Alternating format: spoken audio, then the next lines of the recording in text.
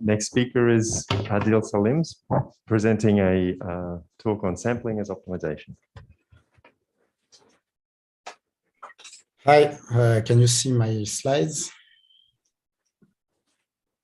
Okay, no. Okay, one second. Can you hear me?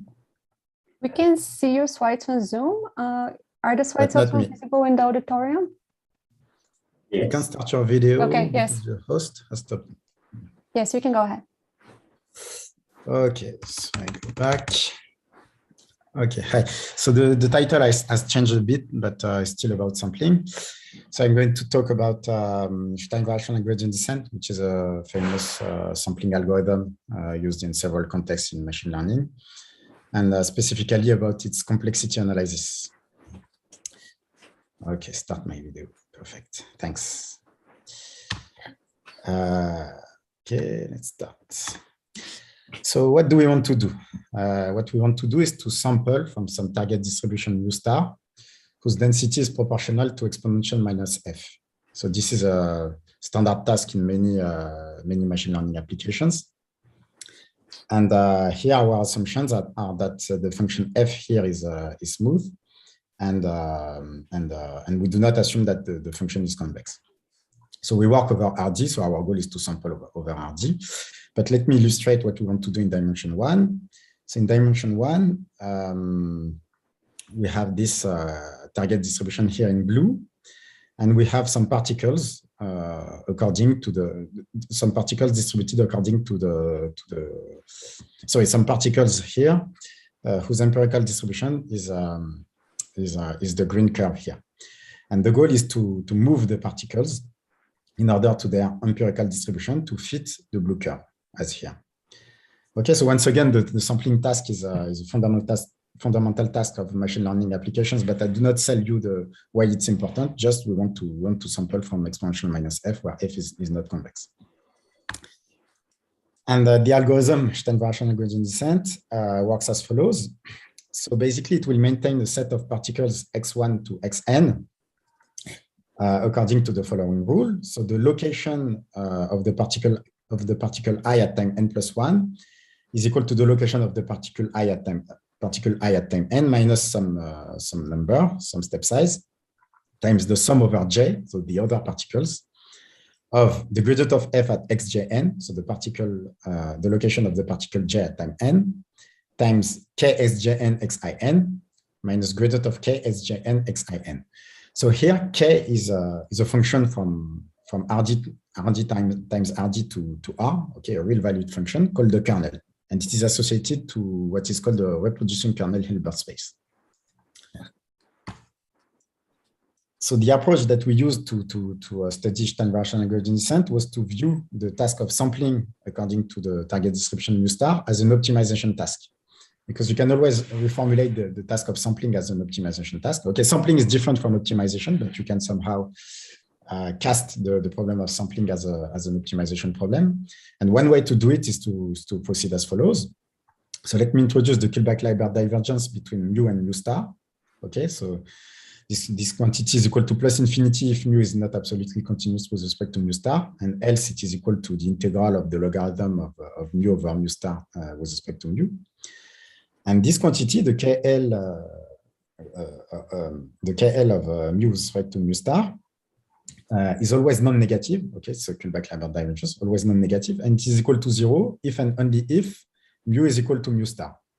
Okay, so if I look at this quantity as a function of mu, and I denoted v of mu, this means that mu star is the minimizer of v. Okay, mu star is the only minimizer of v. So this way we can view the target distribution as a minimizer of some functional defined on the space of probability measures, but still it's a function, the real valued function. And so now let me go back to Stein variational gradient descent. So as I said, we studied the Stein variational gradient descent, but there are some simplifying assumptions. And one of them is that we studied Stein variational gradient descent in the so-called population limit, which means the limit where there is an infinite number of particles. So if I denote by mu n the empirical distribution of the particles at time n, when n goes to infinity, then it's known that that mu n. So then you can show that mu n satisfies the following dynamics. So from mu n to go to mu n plus 1, one takes the image measure of mu n by some map. Okay, and the map is described here. It is identity minus gamma times this map here, which is built as follows. It is a linear operator p mu n. Okay, the linear operator p mu n, which is basically a convolution with respect to k, applied to a function called the Wasserstein gradient of v at mu n. So recall that v is a function defined on a set of probability measures. So for this kind of function, sometimes you can define what is called the Wasserstein gradient. So a kind of a gradient for these functions defined on the space of probability measures. And the Wasserstein gradient of v at mu is a function, and this is the function that is involved in SVGD in the population limit.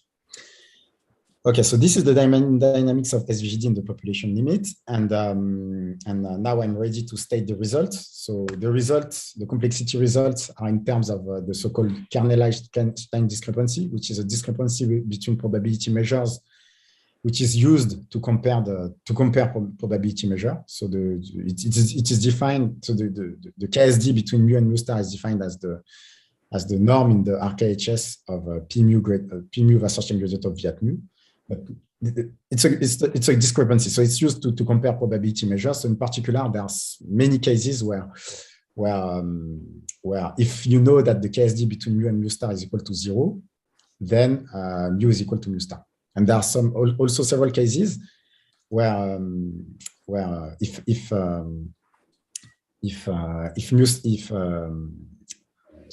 the KSD goes to 0, then mu n converges to mu star weakly. Okay. So let's continue. So here is the complexity result. So the main assumption that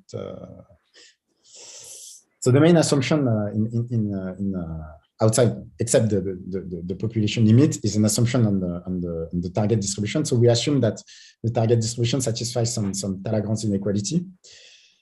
So this is equivalently, we can say that there exists a point A and a real number beta, such that the integral of exponential beta times x minus a squared with respect to the target distribution is finite. Okay.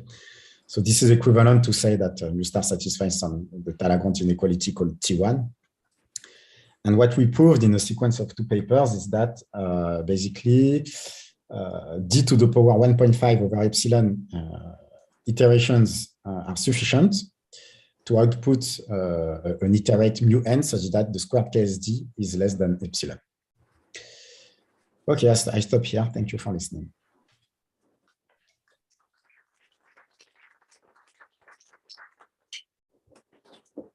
Questions for Adil?